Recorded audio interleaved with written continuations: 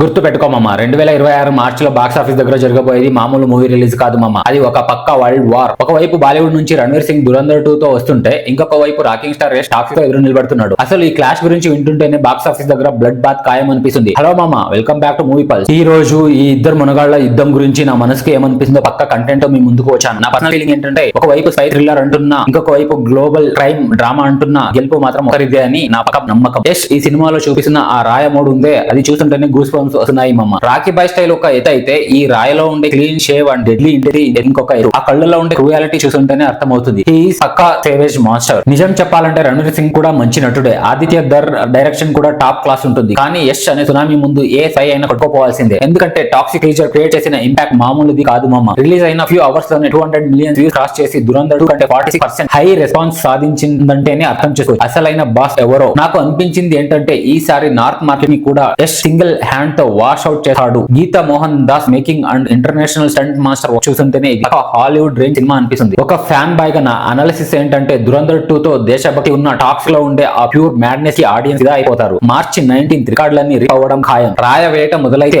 ఆపడం ఎవరి వల్ల కాదు. మరి ఈ భారీ యుద్ధంలో మీరు ఎవరి వైపు ఉంటారు? కింద కమెంట్ లో మీ ఎమోషనల్ షేర్ చేసుకోండి. మరిన్ని మూవీ అప్డేట్ కోసం మీ మూవీ పల్స్ ని ఇప్పుడే సబ్స్క్రైబ్ చేసుకోండి.